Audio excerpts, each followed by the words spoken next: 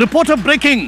JDS കർണാടകയിൽ NDAയുടെ ഭാഗമായതോടെ ജനതാദൾ കേരള ഘടകം പുതിയ പാർട്ടിയായി മാറുന്നു. അതായത് ജനതാദളിന് ലയിക്കാൻ വേണ്ടി പുതിയ പാർട്ടി വരുന്നു.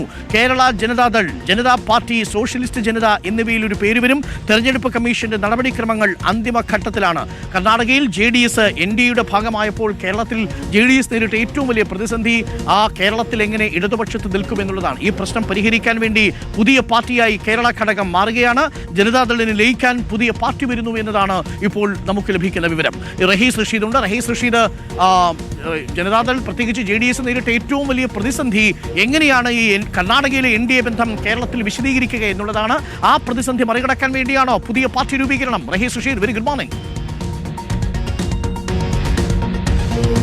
Good morning doctor Arun. നിലവിൽ കേരള നേതൃത്വം നേരിടുന്ന വലിയൊരു പ്രതിസന്ധിയാണ്. ആ പാർട്ടിക്ക് പേരില്ല, ചിഹ്നമില്ല, കൊടിയില്ല.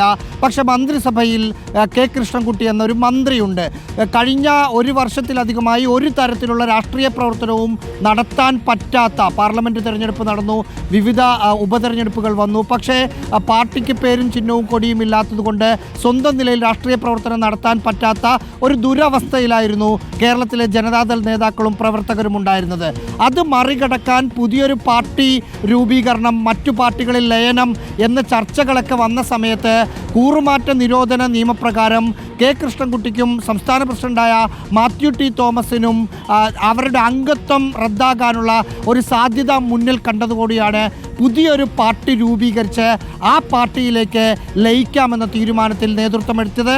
അതിൻ്റെ അടിസ്ഥാനത്തിലുള്ള നടപടിക്രമങ്ങൾ തുടങ്ങിയിട്ട് കുറച്ചായി. അതിൻ്റെ അവസാന ഘട്ടത്തിലാണ് പാലക്കാട് ചിറ്റൂർ കേന്ദ്രീകരിച്ചുള്ള ഒരു 115 പേർ ചേർന്നാണ് തെരഞ്ഞെടുപ്പ് കമ്മീഷന് പുതിയ പാർട്ടി രൂപീകരിക്കാനുള്ള അപേക്ഷ നൽകിയത്.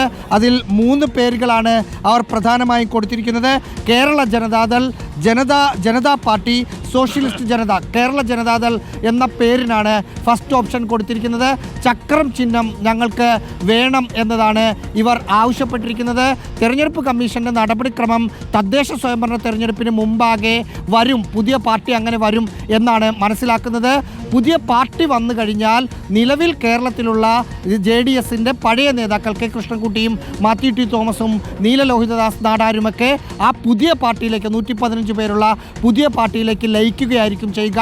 ഒരു പാർട്ടിയിലുള്ള മുഴുവൻ ആളുകളും മറ്റൊരു പുതിയൊരു പാർട്ടി രൂപീകരിച്ച് അതിലേക്ക് ലയിക്കുകയാണെങ്കിൽ സാങ്കേതികമായി കൂറുമാറ്റ നിരോധന നിയമപ്രകാരമുള്ള പ്രശ്നം വരില്ല എന്നതുകൊണ്ടാണ് അത്തരമൊരു നീക്കം. ഇതിനകത്തൊരു രസകരമായ ഒരു കാര്യം, സാധാരണ രാഷ്ട്രീയ പാർട്ടികൾ രൂപീകരിക്കുന്നത് രാഷ്ട്രീയ പ്രവർത്തനം നടത്താൻ വേണ്ടിയായിരിക്കും.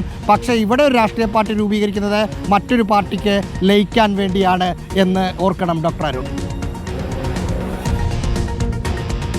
ഓക്കെ, ഓരോ പാർട്ടി രൂപീകരണത്തിനും ഓരോ ലക്ഷ്യമുണ്ട് എന്നർത്ഥം. പ്രാർത്ഥിക്കാൻ വേണ്ടി മനുഷ്യർക്ക് ഓരോ കാരണങ്ങൾ എന്ന് പറയുന്നത് പോലെ.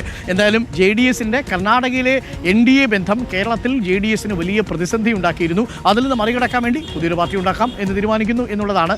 ഉണ്ടാവട്ടെ, പുതിയ പാർട്ടികൾ ഇങ്ങനെ ഉണ്ടായി വരട്ടെ, രാഷ്ട്രീയ രംഗത്ത് മനുഷ്യരിങ്ങനെ സജീവമാവട്ടെ, പുതിയ ബ്രാൻഡുകൾ വരട്ടെ, പുതിയ നേതാക്കന്മാർ വരട്ടെ.